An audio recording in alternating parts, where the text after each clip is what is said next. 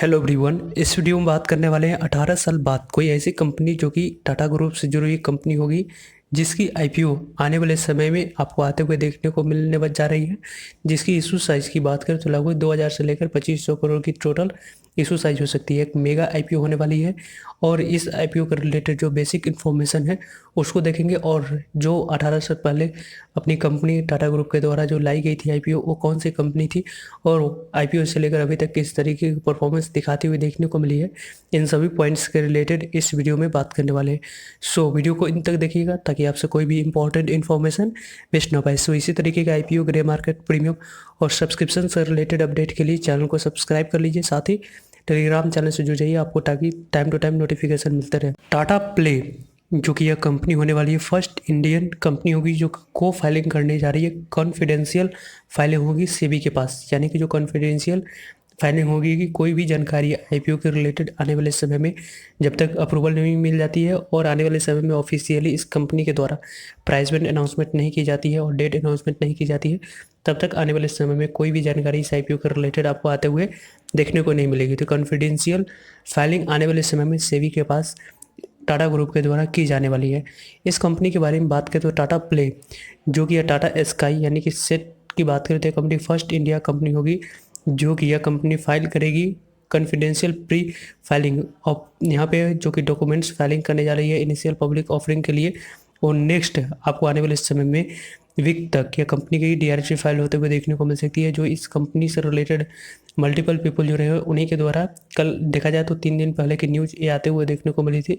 तो इस कंपनी के आने वाले समय में 2 से 3 दिनों में डीआरएच फाइल होते हुए देखने को मिल सकती है। जो यहाँ पे कॉन्फिडेंशियल फाइलिंग की जा रही है उसके बारे में बात करें तो यह कंपनी अलाउ करेगी pre filing since public announcement से पहले, हेल्प करेगी सेफ गार्ड के लिए, क्योंकि सेंसिटिव बिजनेस है। और इन्फॉर्मेशन की बात करें तो यूजर्स की या कंपनी के द्वारा आने वाले समय में पब्लिकली उतनी ज़्यादा आपको जानकारी मिलते हुए नहीं देखने को मिलेगा। डाटा एक्सचेंज की बात करें तो यह कंपनी के द्वारा जो टाटा सिक्योरिटी एक्सचेंज की बहुत बात करते हैं सेबी के द्वारा, तो लुकिंग है कि अलाउ करेगी सच फाइलिंग, जैसे कि डिस्कस करेगी मैटर बोर्ड के द्वारा मीटिंग की गई थी सितंबर 30 को। उसके बाद से इस तरीके की फाइलिंग आने वाले समय में इस कंपनी के द्वारा की जाएगी। टाटा ग्रुप के बारे में बात करें तो direct to home DTH service ये कंपनी प्रोवाइड कराती हुई देखने को मिलती है।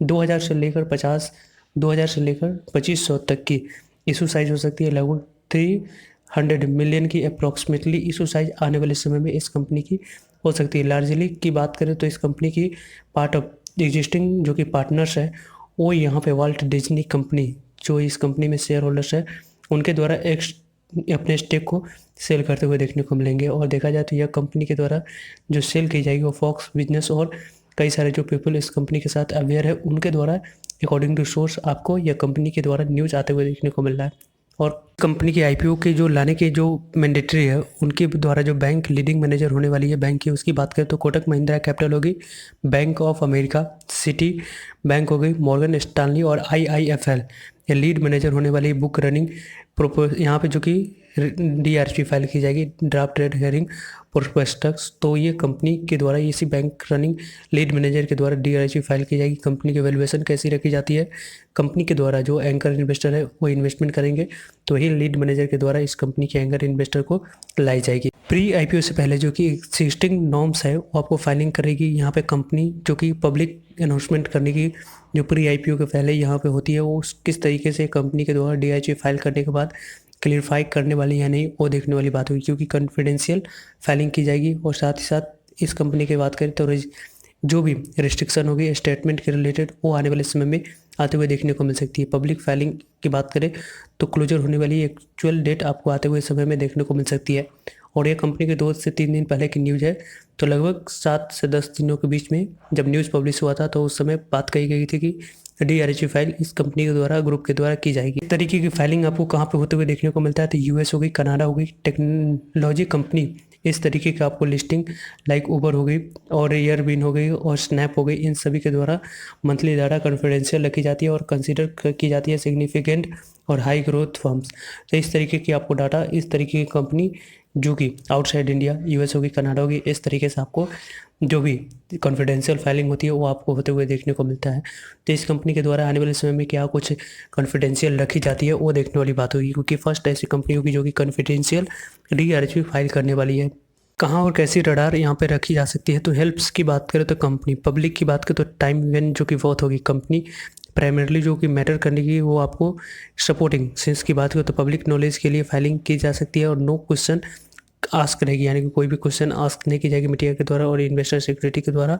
और कमिटमेंट कुछ आने वाले समय में यहाँ से देखने को नहीं मिल सकती है। लेटर की बात करें तो कंपनी आपको एंडेड की बात करें तो प्रोसेस जैसे ही ऑफर खत्म होती है अपडेट करेगी फाइनेंशियल सेबी को ऑब्जर्वेशन के अनुसार से। और पब्लिक डोमेन में आपको कई सारे जो डाटा होनी चाहिए वो आपको आने वाले समय में आते हुए नहीं देखने को मिलेगी। कंपनी के बारे में बात करें तो करेंटली यह कंपनी जो कि DRG फाइल करेगी रेगुलेटर के द्वारा माइट हेल्प कर सकती है।